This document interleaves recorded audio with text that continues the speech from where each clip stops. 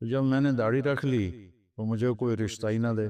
14 برس نواسوں کو سنبھالنا شادی کے بعد اور ایک چھوٹے سے کوارٹر میں، یہ احسان میری نسلیں بھی نہیں چکا سکتی۔ پھر میں بیرون کے سفر جا رہا ہوں بچوں کو سنبھال، میں اور میری بیویاں دونوں مل کے جا رہے ہیں 4 مہینے کے لیے، پیچھے میرے بچوں کو سنبھالا ہوا ہے۔ مبشر مدثر کی جو والدہ ہیں کہتے ہیں جو لوگوں کا شکر ادا نہیں کرتا وہ اللہ کا بھی شکر ادا نہیں کر سکتا۔ من لم یشکر الناس لم یشکر اللہ، اگر تم لوگوں کا احسان نہیں مانتے اور ان کا شکر ادا نہیں کرتے ہو تو تم اللہ کے شکر گزار بھی کبھی نہیں بن سکتے۔ اللہ کی بندی کو جنت الفردوس عطا فرمائے۔ انہوں نے میری شادی کی، میرا ماحول دیہاتی ذمہ دارا، اور میں جب 4 مہینے لگا کے گھر گیا تو چھوٹے بچے بھاگ کے مجھے ملنے آئے، تو مجھے دیکھ کے سارے واپس دوڑ گئے کہ بھوت آ گیا، میری داڑھی پہ بھوت آ گیا۔ یہ ماحول تھا ہمارا۔ تو جب میں نے داڑھی رکھ لی تو مجھے کوئی رشتہ ہی نہ دے، اپنے یہ تو مولوی بن گیا اسی طرح ہی رشتہ دے۔ تو مبشر کی امی نے اپنی بیٹی مجھے دی، اور میری زندگی اس وقت کانٹوں کی سیج تھی، میں کانٹوں پہ چل رہا تھا۔ انہوں نے اپنی بیٹی کانٹوں پہ چلا دی میرے ساتھ۔ اس قدر میری مشقت اور مجاہدے کی زندگی تھی کہ اب میں سوچتا بھی ہوں تو حیران ہوتا ہوں کہ اللہ نے کیسے گزروا دی۔ ان کی ساری فیملی نے ان کی مخالفت، اس اللہ کی بندی اکیلی نے سٹینڈ لیا اور مجھے اپنی بیٹی دی۔ اب میں رائے میں زندگی وقف کر چکا تھا، میں جاؤں تو اس سے کہاں چھوڑوں؟ گاؤں لے جاتا ہوں تو ماحول کوئی نہیں، زبان ایک نہیں ہے، کلچر ایک نہیں ہے، ساری چیزوں کے باوجود تنہائی اور تہذیب کا فرق وہ جان لیوا ہوتا ہے، اور یہاں اس کو الگ رکھوں تو پھر اس کی کفالت کون کرے؟ میں تو رائے میں ہوں۔ 2 مہینے کے بعد بھی چھٹی مانگتے تھے تو ڈانٹ پڑتی تھی کہ اتنی جلدی جانا چاہتے ہو۔ شادی کے بعد 2 ہفتے گزار کے میں رائمنڈ گیا تو عبدالعاظ صاحب نے میری کلاس لی کہ تو 2 ہفتے لا کے آ گیا، اتنی دیر کر دی تھی۔ تو ایسا ماحول، تو انہوں نے اپنی بیٹی کو اپنے گھر رکھا، میرے بچوں کو سنبھالا 14 برس، جب تک وہ بڑے نہیں ہوئے میں الگ نہیں ہو سکتا تھا۔ کہ وہ بڑے ہوئے تو پھر میں نے الگ اپنی ترتیب بنائی۔ 14 برس نواسوں کو سنبھالنا شادی کے بعد، اور ایک چھوٹے سے کوارٹر میں، کوئی محل نہیں تھا، کوئی مالدار نہیں تھے، سفید پوش تھے بالکل۔ یہ احسان میری نسلیں بھی نہیں چکا سکتی کہ اللہ تعالیٰ ان کو عالی شان درجات نصیب فرمائے۔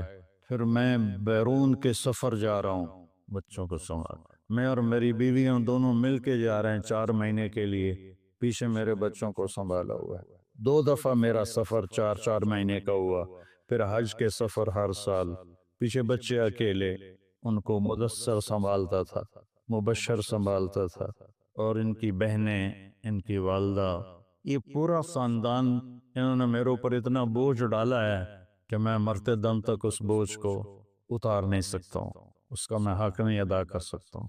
اللہ ان کو کروڑ کروڑ جنت نصیب فرمائے، ایسا کوئی نہیں کرتا ہے۔ شادی کے بعد بیٹیاں بوجھ بن جاتی ہیں، لیکن اس نے 14 برس اس بوجھ کو اٹھایا، خوشی کے ساتھ اٹھایا۔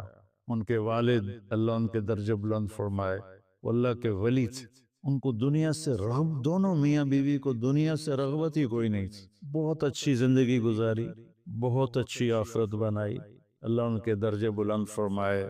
یہ اس طرح کے بوجھ اٹھانے والی ماں کوئی کوئی ہوتی ہے، باپ کوئی کوئی ہوتا ہے۔ تو میں اپنے بچوں کو بھی کہتا رہتا ہوں کہ تمہارے نانے نانی، تمہارے ماموں، تمہاری خالائیں، انہوں نے تم پر جو احسان کیا ہے اسے کبھی بھلانا نہیں ہے۔ یہ بہت کم لوگوں کا یہ ظرف اور یہ حوصلہ ہوتا ہے، اور کہ کوئی دنیاوی کشادگی بھی کوئی نہیں ہے، تنگی ہے۔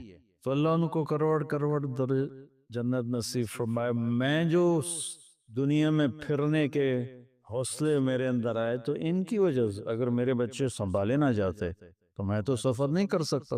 میرے بچے کے ماموں نے، خالاؤں نے، نانی نے، نانا نے بچوں کو سنبھالا، اور میں پوری دنیا میں اللہ نے مجھے پھرایا، اور اللہ نے میری آواز کو پورے عالم میں پہنچایا لگایا.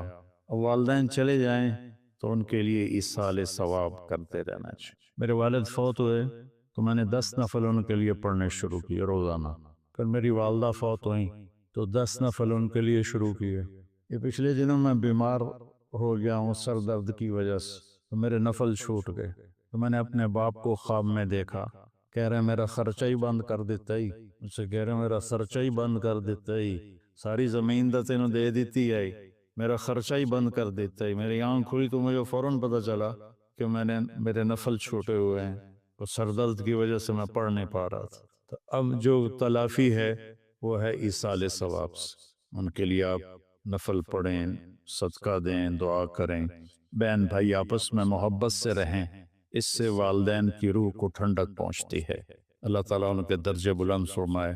اللہم لک الحمد کما انت اہلہ فصلی علی محمد کما انت اہلہ وفعل بنا ما انت اہلہ انک اہل التقوی و اہل المغفرہ. اللہم اغفر لها ورحمها وابدلها دارا خیرا من دارها ومالا خیرا من مالها واہلا خیرا من اہلها. یا اللہ تو مبشر اور مدثر کو دنیا آخرت کی عالی شان درجات نصیب فرما، ان کی قبر کو روشن فرما، دونوں میاں بیوی کو اعلیٰ علیین میں جگہ نصیب فرما، جنت الفردوس ان کا مقام بنا. دنیا میں جو ان کے انسان بشر و کمیاں کوتاہیاں ہوئیں وہ اپنے فضل سے معاف فرما. اور اللہ سارا دن وہ قرآن پڑھتی تھیں، ہم اس کے گواہ ہیں. اور جس کا قرآن کے ساتھ دل لگ جاتا ہے وہ تیرا محبوب بن جاتا ہے. وہ تیری محبوب بندی تھی کہ سارا دن قرآن پڑھنا، 2 دن میں 3 دن میں قرآن ختم کرنا. ان کی اس نیکی کو قبول فرما اور ان کو جنت الفردوس کے بھی عالی مقام نصیب فرما. ہم میں سے جتنوں کے والدین تیرے پاس آ گئے ہیں سب کی بخشش فرما، ہمارے رشتہ داروں کی بخشش فرما. اور جتنا ہم یہ مجمع بیٹھا ہے جب ہمارے دنیا سے جانے کا وقت آئے تو ہمیں بھی ایمان پہ خاتمہ نصیب فرما. وصلی اللہ تعالی نبی کریم.